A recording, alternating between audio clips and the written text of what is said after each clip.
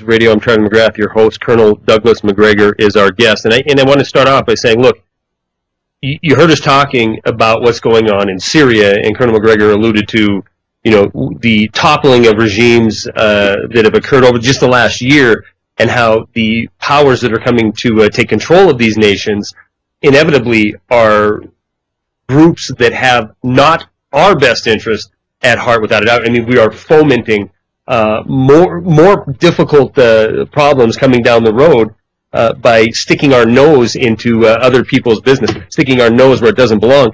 And this is something that you would hear me say on the radio program or on YouTube all the time. But listen, when it's coming from somebody like Colonel MacGregor, listen to what he's got to say, because the people that make these decisions, they do.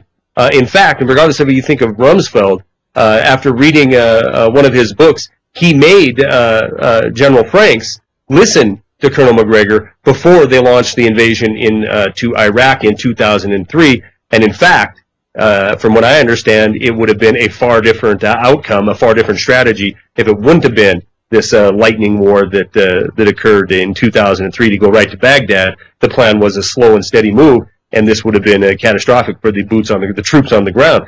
So when he's giving us this analysis of the region, understand it isn't a layman's point of view. It isn't speculating. It isn't somebody out from the outside looking in. It's somebody who knows this top to bottom, back to front. So if he said that, if he's telling us that Assad in Syria is a stabilizing force, understand if we go in there and remove him, it will create problems for the United States in the future. Now, maybe this is by design, maybe it's by ignorance, maybe it's by some kind of aspiration to be these ultimate spreaders of so-called democracy around the world by folks in D.C., but the end result is the same. We will end up sending boys and girls to a sandlot, the same sandlot that we've been fighting in now for nearly 3 decades at this point. So I just wanted to get that out there. When he tells us these things are likely to happen, well, I'm looking at his track record, and he's probably going to be right. Which brings me to the next topic. We are spread across this planet. We're spread, and it seems like every other day we're hearing about not only the Middle East, North Africa, but we're hearing about needing to have the ability to act in South America, in our own hemisphere. And it doesn't take a genius to figure out that we're spread thin, super thin around this planet. So, some of the pundits out there, myself included, believe that we're just one real event away from showing that we are way overextended, that we're somewhat of a paper tiger. And Colonel, I want to get your opinion on that. Are we spread dangerously thin? Are we overusing our resources when it comes to our military? Well, the answer is yes, but that's been true now for at least 10 years, and some people would argue ever since Desert Storm. So I think it is potentially dangerous, but there's some other things that have to be considered. Most of the world is not interested in fighting with us. The truth is that the world doesn't want a war with the United States. Most of the world wants to do business with us. We tend to cultivate enemies, often where none exist. That's been our biggest problem since 2001. This stemmed from President Bush, who said, "You're with us or you're against us." In truth of the matter, most people don't want to be involved at all. There is some good news on the horizon, and the good news is worth considering for your listeners. First, okay. These new governments that are going to come up to power across the Middle East are going to confront inside their societies enormous problems. Let's just take Egypt for a minute. Right now you've got about 8 or 9 million people trying to live on an infrastructure in and around Cairo that was built for 2 million. There's nothing the Muslim Brotherhood can do to solve that problem. There is no economy in Egypt per se, just as there is no economy in Greece. These places are backward countries that subsist on tourism largely. Egypt is resource poor and frankly has too many people to deal with. So Egypt is not going to become overnight some sort of threat to the West. It's going to take years for most of these governments to deal with the problems inside these countries, to consolidate themselves before they can do anything, if ever. That's why Turkey is so important, because the Turks don't face that. So that's the first piece of good news, I think, that we don't need to worry about these people threatening us and our interests directly, quickly. We're going to have to watch it, but they're going to be consumed internally. The second piece of news is, frankly, Charlie, you've talked about this, we're broke. This time next year, we're going to be embroiled in a very serious fiscal crisis inside the United States. And that fiscal crisis is going to drag on for some time, and I think at some point we're going to default, which is something that Senator Coburn in the Senate, the senator from Oklahoma, has been warning again and again and again. He's not alone. Rand Paul has talked about it. There are many people who are now coming around to understanding that this debt crisis is going to essentially rob us of the wealth and the prosperity, not only here at home, but the ability to maintain these forces all over the world. So I think what you're going to see is, frankly, a massive scaling back of the U.S. footprint everywhere. Well, and you bring up the subject of maintain this force around the world, and I agree that this has to come to an end. I mean, we're borrowing, 40 cents of every dollar. We're spending $1 trillion a year that we don't have. And in truth, I mean, are we not seeing our military as being used as guardians of these paths of commerce? I mean, because we are out there, we have the free flow of energy that we have around the planet right now. I mean, the free flow of energy would flow anyway. I mean, this is the great myth. Okay. The great myth that, for instance, the Strait of Hormuz is going to be mined by the Iranians. Absolutely not. Without the Strait of Hormuz and access to it, Iran is another single commodity economy. Without the ability to export oil and gas, it's out of business. People will starve. They won't be able to buy the food that has to be imported to keep most of the population alive. This is true on the Arabian Peninsula. So it's not going to happen. Now, could we force it to happen? Could we, through direct military confrontation, impose so much pain that the Iranians decide to do it? I suppose it's possible, but I think that in Washington, both military and the political leadership, certainly in the Obama administration, understands that that's a self-defeating proposition, which is why it hasn't happened. So, wouldn't it be just as deadly to the U.S., or at least to the money interests in the U.S., not necessarily to have the Straits of Hormuz mined, but to have the interest in the Middle East decide, okay, well, we're going to go ahead and sell our energy resources. We're just going to sell them to China. We're going to sell them to India. They're the up-and-coming markets. They're the ones investing, the Chinese are investing billions of yuan in new refineries in that region. I mean, isn't it self-preservation is what a lot of this military projection is about? At least as far as the well, first of all, you're right about the Chinese. 70% of Iran's oil, for instance, goes to China, Japan, and Korea. None of the governments of those countries are interested in a crisis precipitated by us in the Gulf.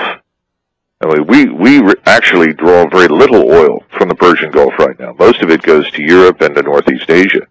That's why the Germans and the Russians and the East Europeans, along with the Chinese, the Koreans, Japanese, and others, are singularly unenthusiastic about attacking Iran. The same thing is true for India. All of these countries do business with Iran, and Iran does business with them. India provides a huge amount of military equipment and supplies and technology to Iran, as well as China. If we attack Iran and their economies are harmed by what we do, there will be blowback. There will be other ways for these nations to punish us economically. And at some point in the future, we could see alliances emerge against us because of our meddling and our interference in these regional affairs. So if you're Secretary of Defense, which a lot of people, have called for that in your past, or at least alluded to the fact you make a great Secretary of Defense, your position would be, let's get out of this region. It's a no-win situation. It's zero-sum game, at least for the people of the U.S. Well, first of all, we can influence more by being external to it than we can by positioning ourselves inside it. When you put forces into it, you become part of the problem. It's your ability to influence things externally from staying out that is critical. Let me try to explain what I'm talking about. Right now, what's shaping up in the Middle East is a confrontation, frankly, a long-term, between the Sunni Muslim states and the Shia Muslim states. Iran is the Shiite leader. Turkey is the Sunni leader. It doesn't take a genius to figure out where things are headed. The Turks and the Persians are butting heads. Now, those two, thus far, have been rather clever in terms of maneuvering around conflict. In other words, both of these states have said it's not really in our interest to go to war, but they are competing for power and influence across the region. Syria is the current battleground. The Saudis are helping to bankroll the Turks. Why should we be involved in that? Why should we put our forces into it? It would be a serious mistake. We need to let these regional forces settle their issues. Now, we do have an interest in access to the oil, but as I pointed out, nobody in the region wants to stop that. In other words, everybody in the region, whether you like them or not, will sell you oil and gas. Well, your argument makes absolutely perfect sense, which immediately, if you do any critical thinking at all, leads you to believe there must be an ulterior motive. I mean, there must be a reason why, other than this hubris nature of a few politicians to impact the world as they see fit. There must be a reason why we are so involved in this region of the world. It has to stem from financial interests. Well, it's partially, but remember that in 1945, when World War II ended, we were effectively the last man standing. Western civilization was almost destroyed by the Second World War. We had this picture of the invincible Soviet state, but today historians that were able to get into the archives before Putin closed them and passed laws against access to the information inside Russia discovered that the Soviet Union had lost at least 40 million people during World War II, twice what they admitted. And the Soviet Union, in demographic terms, socially, culturally, really never recovered from the Second World War. That's the truth. Germany is now recovered, and Germany is reemerging on the world stage as the great power it was before the First World War. But Russia is horribly weak and has never come back, really, from the Second World War. But we were until very recently principally the driving economic engine and the military superpower. That's no longer true. The rest of the world has begun to recover, and much of it has already recovered.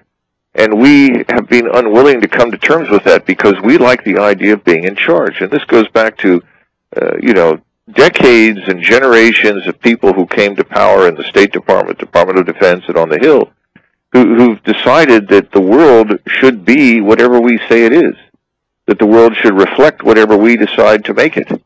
And that's unattainable. It's bankrupting, it's self-defeating, but we're stuck with these people. Now, it could be over the next few years as the crisis at home unfolds and the American people finally come to terms with the reality that they've been spent into oblivion, that the people on Wall Street and in Washington have either through incompetence or graft and corruption robbed us of our prosperity. They'll finally act and we'll see massive turnovers in leadership. I think that's coming.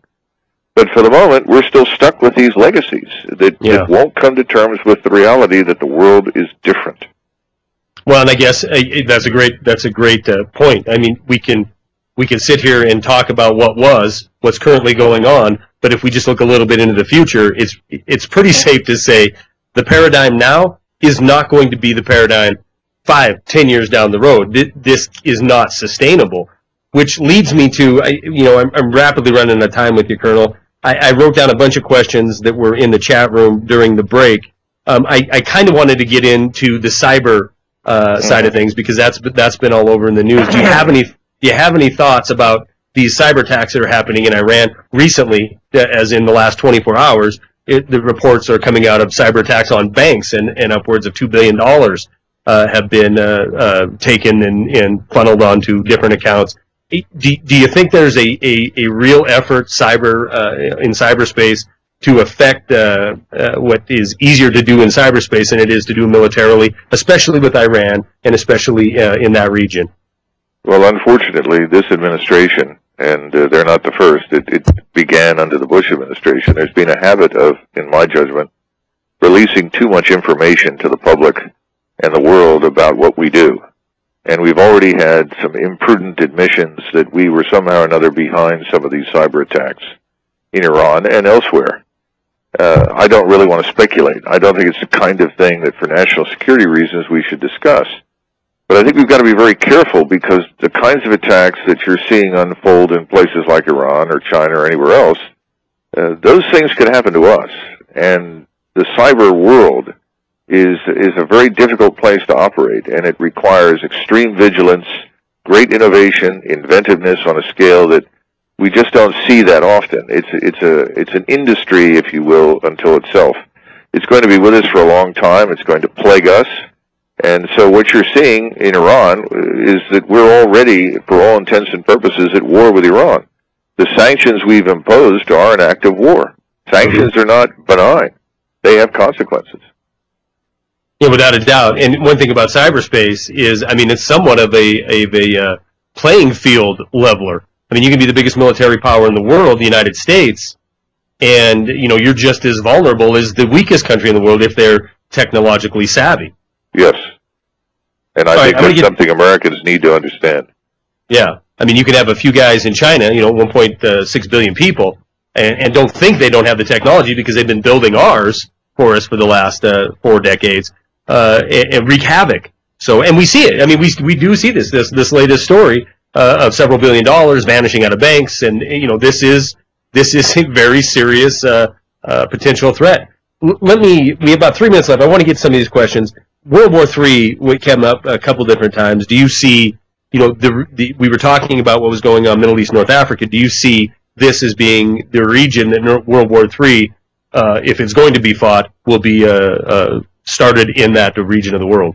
No, not at the moment. No, I think that unless we decide to start it, there's no appetite for it.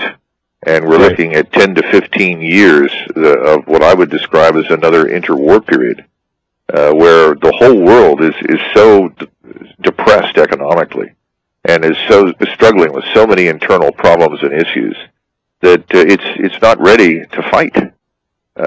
So that if we withdraw from most of these places, there'll be minor brushfire wars and conflagrations, as there were for many years leading up to World War I. But looking for something on the scale of the First World War, which I think is a better model right now than any other, no. That's 10, 15, maybe even 20 years out. Yeah, and you're talking about the emergence, once again, of Germany as, you know, the power they were pre-World War I, economic power. Yeah. I mean, you know, the more history changes, the more it stays the same.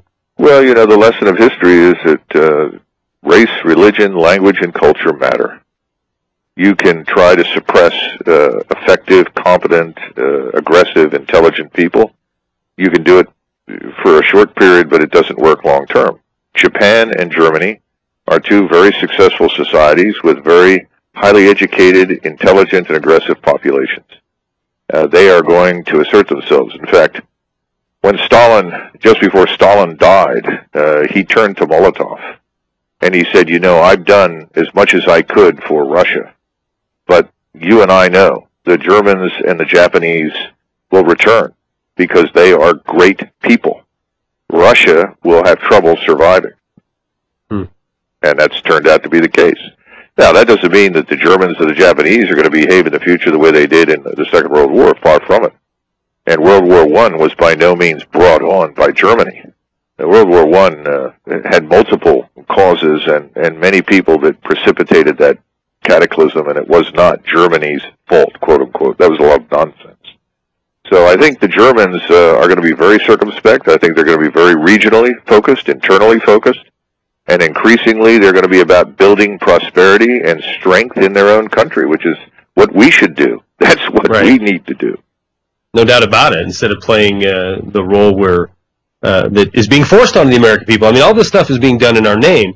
You know, unfortunately, there's so many people that just they don't feel the effect of it. They don't see the hidden draft we have with the economic conditions being what they are. They don't hear about the daily body counts on the news, and when they do, it's always glorified. And you know, it's amazing to me that when you ask somebody and make them really sit down and think, how long have we been prosecuting the war in Afghanistan? You know, this is going on. Well, you know, 12 years we've been in this region, and longer than that if we look back to George Bush Sr.'s first war in that region. Well, you hit the nail on the head, Charlie, because Americans have lost their fear of war. Right. Because war is something that happens in other people's countries, remote from them, that doesn't interfere with the basketball game on television or the golf game on Saturday afternoon. That's exactly a very dangerous set of conditions, because eventually, if we're not careful, it will visit us. Without a doubt, and it's that sledgehammer of reality that we talk about all the time. One way or another, people will wake up. Unfortunately, there's going to be a great multitude that wake up because that sledgehammer of reality has hit them. One last question. This is a quick one. Music's playing. These are a lot of people prepping for hard economic times, a lot of people into self-defense. And since we have the Colonel on, AR-15 or AK-47? Oh, I don't know. They'll both work. But I recommend everybody listen to Kyle Bass from Texas and listen to what he has to say, the hedge fund manager, about the future, and listen to his recommendations. I think he's figured it out. All right, Colonel, thank you very much. And hopefully we can get you back on in another month or so. Thank you for your service. Thank you for your knowledge. And thanks for sharing it with us. Sure. Guys, please stay